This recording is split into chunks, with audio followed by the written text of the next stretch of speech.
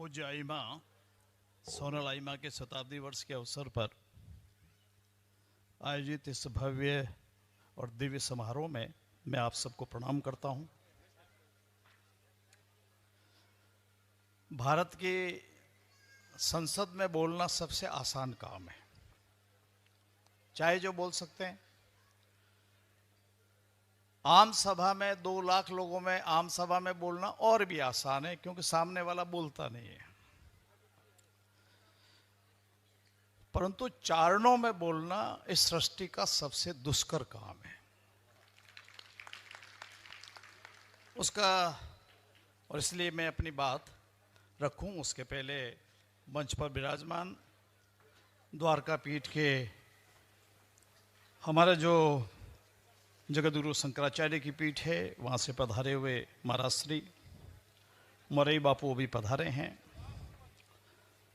श्री गिरीश भाई, राजकोट के राज परिवार से पधारे हुए मानदाता सिंह जी, वसंत भाई, पालू भगत जी, जोशबा खुमान जी, जसवंत सिंह जी, पद्मश्री भीकू भाई, प्रोफेसर अंबादान जी और मंच पर विराजे हुए महानुभावों, देवियों और सज्जनों। बात कहां से शुरू की जाए समझ में नहीं आता, इसलिए मैं बात केवल इस बात के लिए करना चाहूंगा कि इस युग में, इस शताब्दी में, यदि समाज में सर्वाधिक समाज में जागृति पैदा करना, समाज में समाज सुधार के नात में एक फलदायी काम करना, शिक्षा के क्षेत्र में, महिला उद्धार के क्षेत्र में, समाज में कुरीतियां त्यागने में, तो मैं कह सकता हूं कि पूज्य सोनल आइमा के बेजोड़ है। कोई हम दूसरा नाम ले नहीं सकते, इसलिए कि गांव गांव, घर घर, एक एक व्यक्ति को शिक्षा, कुरीति को छोड़ना, दुर्व्यसन को छोड़ना मोटी बात है। भाषण उपदेश तो बहुत आसान काम है। हम धर्मशास्त्रों के आधार पर 10 बात कह सकते हैं, परंतु किसी व्यक्ति में अपने आचरण, अपने व्यवहार और अपने अपनत्व के द्वारा यदि कुरीतियों से मुक्ति करने का काम यदि किसी ने समाज में किया, चारण समाज में, तो वो सोनल आइमा है। इसलिए मैं आप सबसे निवेदन करूंगा कि करतल ध्वनि से नमन होकर के प्रणाम करिए उस देवी को जिसने समाज को यहां ला करके बैठाया, वरना अपन कहां होते, इसकी कल्पना नहीं कर सकते। अब आजकल लोग पूछते हैं चारण कौन होते हैं, चारण क्या करते हैं, और मैं तो इस वोट वाली प्रथा का भाग हूं, इसलिए मुझे कह रहे हैं तुम्हारे पास है क्या। बात तो सही है, हम एक एमएलए नहीं जिता सकते, इतने वोट नहीं है। हम एक सांसद नहीं जिता सकते, इतनी हमारे में संख्यात्मक क्षमता नहीं है। परंतु मरने के बाद जिंदा रखने का काम यदि कर सकते हैं तो ये चारण कौन कर सकती है। डॉक्टर आपको साल 2 साल 6 महीने आगे बढ़ा सकता है, ऑक्सीजन देकर के आपको थोड़े दिन और जीवित रख सकता है, परंतु मरने के बाद अनंत काल तक आपको जीवित यश और कीर्ति को आगे बढ़ाने का काम कोई कर सकता है तो वो चारण समाज कर सकता है। पूज्य बापू ने कीर्ति का यहां पर उल्लेख किया था। लोग हमसे पूछते हैं आप क्या करते थे चारण, ये तो बताओ। हम कुछ नहीं करते थे, हम एक ही काम करते थे कि तुम्हारी यश और कीर्ति जो पंगुली होती है, जो स्वयं चल नहीं सकती, अपाहिज होती है, इसकी अंगुली पकड़ करके उसको चलाने का काम चारण किया करते हैं। यश और कीर्ति को आगे बढ़ाने का काम कौन करता है? क्या अवतारों पर हमारे यहां बहुत महाग्रंथ लिखे गए, पर 24 अवतारों पर यदि कोई महाग्रंथ लिखा गया तो नरहरि दास बारठ एक चारण ने लिखा, जिसको अवतार चरित्र के नाम से जानते हैं। कृष्ण की सभा में यदि कोई था तो उसमें चारण मौजूद था। यदि लंका को जलाकर हनुमान जी वापिस आ गए और चिंता करने लगे सीता माता जल गई होगी, यदि सबसे पहला संदेश किसी ने दिया तो वाल्मीकि रामायण कहती है कि चारण ऋषियों ने कहा सीता माता सुरक्षित है, हमसे क्यों पूछते हो चारण क्या करते थे? लोकतंत्र में पूछते हो ना। लोकतंत्र में हमको पूछा, एक कमेटी आई थी, मुझे भी भेजा गया कि बताओ इनको कि लोकसभा और राज्यसभा की तरह विधान परिषद और विधानसभा में विधान परिषद की और राज्यसभा की जरूरत क्या है। कमेटी में बड़े लोग थे, बुद्धिजीवी लोग थे, पढ़े लिखे लोग थे, प्रशासनिक लोग थे। मैंने उनसे कहा जी फर्क केवल इतना है कि लोकसभा और विधानसभा में सिर गिने जाते हैं कि सिर कितने हैं, अंदर क्या, इससे कोई लेना देना नहीं है। आपके हेड्स काउंट होते हैं, आपकी संख्या काउंट होती है, आपकी उंगली काउंट होती है, आपकी अकल और आपकी जबान काउंट नहीं होती। आप इतनी सी उंगली दबाते हो, उससे लोकसभा का संसद सदस्य बनता है, विधानसभा का विधायक बनता है। परंतु यदि भेजे से काम करना हो तो भाई साहब एक सरपंच भी नहीं बना सकते आप। परंतु भेजे का काम चारणों के जिम्मे आ गया, इसलिए आज यहां पर हम बैठे हुए हैं। हमारे पास यही रहा। ये जो देवियां हैं, देवियों का अवतार हमारे यहां पर हुआ। देवियां हमारे वही, मैं अभी पिछले दिनों पढ़ रहा था, एक किताब पे काम कर रहा था। मैंने कहा जब ये सब काम नहीं होना था तो हम यहां आए काय को? भगवान ये तो बता दो इस धरती पर चारणों को भेजा क्यों? हम तो ठीक ठाक थे, हमारे लिए कोई समस्या थी नहीं। मुझे पिछले पखवाड़े एक छंद मिला और वो भी मुझे एक दमामी के वहां पर बक्से के अंदर कुछ क्षत विक्षत फटा टूटा अक्षर इधर उधर हो रहे थे। मुझे मिला कि ये चारण या मढ़ड़ा में क्यों आ गए, इस धरती में क्यों आए? जब वहां हिमालय में रहा करते थे, उनका अपना लोक हुआ करता था, शिव जी की सेवा में रहते थे। ये ग्रंथ कहते हैं, महाग्रंथ कहते हैं, मैं नहीं कहता। तो यहां क्यों आ गए? मैं आपको वो छंद की कुछ लाइनें रखना चाहता हूं। गण करत दक्ष शोभा बशेष सब अमर बुलाए, देश देश के समाज अपमान आद हर कौन बुलाए बैर साथ। ये वो प्रसंग है जब सती शिवजी की इच्छा के विपरीत भी राजा दक्ष के यज्ञ में चली गई और वहां जाकर जब शिवजी का अपमान हुआ और जैसा व्यवहार राजा दक्ष ने किया तो वो सती ने स्वाहा कर लिया। और उस प्रसंग में चारण का उल्लेख मिलता है, वो मैं आपके सामने रख रहा हूं इसलिए कि बहुत प्रासंगिक है। मैं कोई लंबा चौड़ी व्याख्या करूंगा उससे लाभ नहीं है। तो गण करत दक्ष शोभा वशेष सब अमर बुलाए, देश देश के समाज अपमान आद हर कौन बुलाए बैर साध। का सती पति तुम हो दयाल, मैं पिता भऊ जाहूं कृपाल का खेत कहत बिन ही बुलाए, सुर असुर नागर देन पाव नौन बचत अमला नवीन, चारण गण संग दे विदा कीन। शिव जी ने चारणों के गणों को सती के साथ में रवाना कर दिया अपने पिता के यहां। प्रवेश मिली सबन जाए, कछु क्रोध बढ़्यो अपमान पाए, कमी रही ये जोग माय पंचायन शिव को बजो न है। सकल देव ये अर्ज कीन मुस्काय, शंभु प्रिय हुक्म दीन, सती सभा दृष्ट में लजाए, पंचायन चारण दिए बजाए। अब चारण चले गए और उन्होंने पंचायन संघ का वातन कर दिया। शिव त्रिकाल सब लखी बात दियो श्राप, जक्ष आयो प्रभात, शिव कही बात चारण सुनाए, मृत लोक बेग तुम बसु जाए। तुम ये सब कुछ हुआ ना, इसलिए तुम अब मृत्यु लोक में चले जाओ, वरना हम तो स्वर्ग लोक में ठीक ठाक बैठे हुए थे। अब सती की सेवा में थे। भगवान हमने तो आपकी मर्यादा के लिए काम किया, पर भगवान शिव जी है, अब क्या किया जाए। धरी धीर पुत्र जीव डरू नाय में जन्म लेऊ। सबने मिलकर सीता से कहा, इससे सती से कहा कि मां हमारा कसूर क्या है? तो सती ने जवाब दिया और उस जवाब का कारण है कि मढ़ड़ा में आप और हम सब आज मौजूद हैं। शिव कही बात चारण सुनाए, मृत लोक बेग तुम बसु जाए, महेश दिए श्राप मोही मृत लोक गवन क्या कहूं तोई, धरि धीर पुत्र जीव डरू नाय में जन्म लेऊ तब वंश माए। सती ने कहा कि मैं कुछ नहीं कर सकती, शिव जी ने श्राप दिया, इसे जाना तो पड़ेगा, परंतु मैं जब भी जन्म लूंगी तुम चारणों के वंश में जन्म लूंगी। ये इसलिए सोनल आई मां इस चारण वंश में।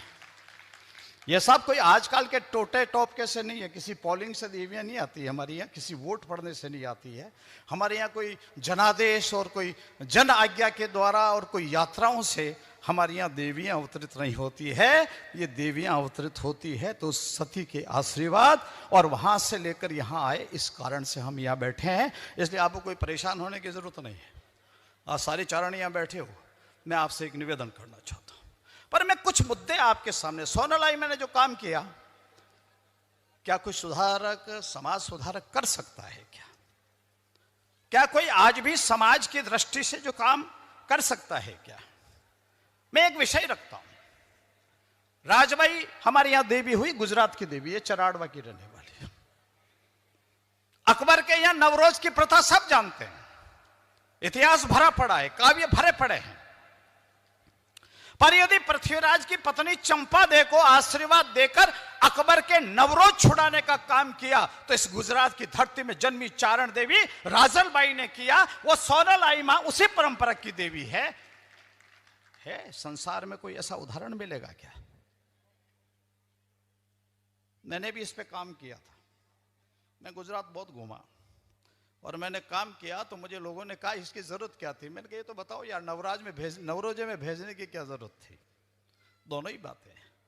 परंतु चारण देवियों ने जहां मर्यादा का प्रश्न हो, जहां हमारे सम्मान का प्रश्न हो, जहां नारी रक्षा का विषय हो, जहां सतीत्व का विषय हो, वह चारण देवियों ने विलक्षण प्रतिभा के द्वारा समाज को उपकृत किया है, समाज को उबारने का काम किया है। इसलिए सोनल आई मां के शताब्दी वर्ष में इन सबको स्मरण करना आवश्यक है। हमारी परंपरा आप देखिए, जिसमें सोनल आई मां का जन्म हुआ, अवतार हुआ।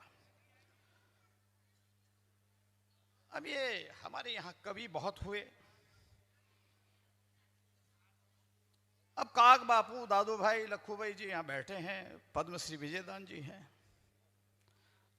आजादी क्या, मैं कहता हूं जब से भाषा शास्त्र चला है तब से लेकर आज तक पद्मश्री सीताराम लालस ने 11 वॉल्यूम का जो शब्दकोश बनाया, हिंदुस्तान की धरती पर आज तक इतना बड़ा शब्दकोश नहीं बना। करते हैं ना, ये माताजी की कृपा है ना। इसलिए मैं आपसे कहता हूं, ये जो नौजवान और बच्चों से कहना चाहता हूं, नौजवानों से हताश और निराश होने की आवश्यकता नहीं। हम सबको उबर करके छलांग मारने की आवश्यकता है। लोगों ने बहुत काम किया होगा, इतनी जमीन ली होगी, इतने राज्य जीत लिए होंगे, इतने सिर काट दिए होंगे, पर एक राजा के अन्याय के खिलाफ कटार खा करके प्राणोत्सर्ग यदि किसी कवियों ने किया, जिनकी 185 संख्या है, इस हिंदुस्तान के पूरे इतिहास में नहीं, ये वो हुआ का धरना है। हमें बता दें आप, हिंदुस्तान के अंदर किसी ने ऐसा धरना दिया हो जहां एक राजा के अन्याय के खिलाफ जिन्होंने प्राणोत्सर्ग कर दिया हो? यदि जानना हो तो अहुआ की धरती पर जाकर उसे देखने की आवश्यकता है। बताओ ना। सत्याग्रह मैं मानता हूं इस युग में महात्मा गांधी ने कहा, हमारे काग बापू ने भी इस बात को दोहराया, पर यदि ये चीज कहीं आपको और मुझे संसार के सामने प्रस्तुत करने की आवश्यकता होगी, तो हमको वहां उसको प्रस्तुत करने के लिए हमारे पास में आजादी की लड़ाई हुई, स्वतंत्रता संग्राम है। बहुत से लोग पेंशन लेते हैं साहब, 4 दिन जेल गए थे, 3 दिन जेल गए थे, हमको गिरफ्तार किया गया था, हमारे पे लाठीचार्ज किया गया था, 3 दिन थाने में रहे थे। हमको पेंशन मिलनी चाहिए, मिलनी चाहिए। मैं भी उनको आदर करता हूं, प्रणाम करता हूं। एक चारणों का परिवार है, केसी सिंह बारठ का। जब क्रांतिकारियों ने तय किया कि ये बातों से लातों के भूत भागने वाले अंग्रेज नहीं है, हम इस कहता हूं, सोनल मां हम आपकी संतान हैं, इसलिए हम आपके सामने ये निवेदन, ये सब बैठे हुए हैं। तो उन्होंने कहा कि बॉस और उन सब ने आकर के कहा कि मुझे 5 राजपूताना से क्रांतिकारी दे दो, हम हिंदुस्तान को आजाद करा देंगे। ये बात आजादी के 100 साल पहले की, 150 साल पहले की बैठक हुई है। 12-13 लोग बैठे हैं। मंच पर बैठे हुए लोगों से निवेदन करना चाहता हूं, जब बंगाल के क्रांतिकारियों ने कहा कि नाम लिखाओ, वहां उपस्थित सब लोग चुप हो गए। एक चारण, सोनल आई मां की वंश परंपरा का चारण केसी सिंह बारठ कहता, मेरा नाम लिखो इस आजादी की क्रांति के अंदर। नाम लिखा गया। थोड़ी देर बाद पूछा, दूसरा नाम लिखाओ। सब चुप, उपस्थित जितने लोग थे। उन्होंने कहा मेरे भाई, छोटे भाई जोरावर सिंह का नाम लिखो। उन्होंने कहा ये मौत के मुंह में जाना है, अंग्रेजों को सशस्त्र चुनौती देना, जीवित नहीं रह पाओगे। कहा मैं जानता हूं इसलिए नाम लिखा रहा हूं। फिर कहा तीसरा नाम लिखाओ राजपुताना से। चारों तरफ देखा, सब चुप। उन्होंने कहा मेरे बेटे प्रताप बारट का नाम लिखो। सारे लोग सोचने लगे ये पूरे परिवार का नाम लिखा दिया, बाकी सब चुप है। अरे उन्होंने कहा चौथा नाम तो और कोई बोलो। ये सब चुप। केसरी सिंह बारट बोलते हैं मेरे बेटे प्रताप बारट का नाम लिखो। है हिंदुस्तान की आजादी के संघर्ष में नाम। ये सोनालाई मां आपकी परंपरा का चारण कुल में पैदा हुआ व्यक्ति केसरी सिंह बारट है। इसलिए मित्रों, स्वाभिमान से खड़े होने की जरूरत है। मातृभूमि की सेवा, त्याग और बलिदान भी चारणों ने उतना ही दिया है जितना दे सकते थे। किसी तरीके की, अरे केवल मात्र इस वोट के चक्कर में सोचते हो मेरा एमएलए नहीं है, मेरा एमपी नहीं है, क्या कर लेगा, मैं एमपी लेके आया हूं। रोज ही भाषण देता था। भाषणों से देश का उद्धार होता तो अब तक हम संसार में कहीं पहुंच जाते। इसलिए आवश्यकता है चारणत्व को जीवित रखने की। इसलिए आवश्यकता है कि चारणत्व को हम आगे लेकर के कैसे जाएं, उन गुणों को आगे लेकर के कैसे जाएं, इस बात की आवश्यकता आज भी हमको अनुभव होती है। सोनालाई मां देवी। भिखू भाई आपको तो मालूम है, आपने आवड़ जी का नाम सुना है, पढ़ा है, गाया है। एक तरनोट स्थान है जैसलमेर और पाकिस्तान के बॉर्डर पर, हिंदुस्तान और उसके बॉर्डर पर। पाकिस्तान हिंदुस्तान पर हमला करता है, वहां हमारा सैन्य बल तैनात है क्योंकि सीमांत क्षेत्र है, सीमा लगी हुई है। राव तनु को वर दिया था जब सूमड़ा का वाला विषय था, वो एक विषयांतर होगा इसलिए मैं उसका उल्लेख नहीं करता। पाकिस्तान के सर्वाधिक बम वहां तरनोट के वहां पर मंदिर के ऊपर गिरे, वहां जहां सैन्य बल था, हमारी बीएसएफ थी, हमारी सेना थी, एक बम ब्लास्ट नहीं हुआ, एक क्षत विक्षत नहीं हुआ, एक चोट तक नहीं लगी। ये मैं इस युग की बात कर रहा हूं। चारण देवियों के बारे में कोई पूछते हैं प्रमाण बताइए, ये कोई भाई केमिकल फैक्ट्री नहीं है, कोई यहां पर हमारी लैब नहीं है कि आप उसमें फॉर्मूला बनाकर 4 बूंद डाल करके बताओगे इसमें से ये होगा, इसमें सल्फेट होगा, फलाना होगा, ढिकड़ा होगा। पर मैं जीवन पद्धति और तपस्या की बात आपको बताना चाहता हूं। इसलिए गौरव का विषय खड़ा करने की जब आवश्यकता पड़ती है, हमारी ये सोनालाई मां वाली देवीय प्रतिभा, ये सब आज भी हम सब के लिए है। और इसलिए मैं आपसे एक निवेदन करना चाहूंगा, आज हम सब लोग, हम आज से नहीं, जब सृष्टि की रचना हुई तब से लेकर आज तक आए हैं, सोनालाई मां के शताब्दी वर्ष में हम संकल्प लेकर के जाएं, हम चारणत्व को जिंदा रखेंगे, चारणत्व का संवर्धन करेंगे, चारणत्व को जन जन का विश्वास अर्जित करेंगे, और हम देश और काल के लिए जहां हमारी आवश्यकता होगी, हम मन से, तन से, शरीर से, प्राण से, प्रण से समर्पण करने के लिए तैयार रहेंगे। इस शताब्दी वर्ष में इतना संकल्प लेके जाएंगे तो चारणत्व और सोनालाई मां के शताब्दी वर्ष उसमें यशस्वी होगी। मुझे आपके बीच आने का मौका दिया।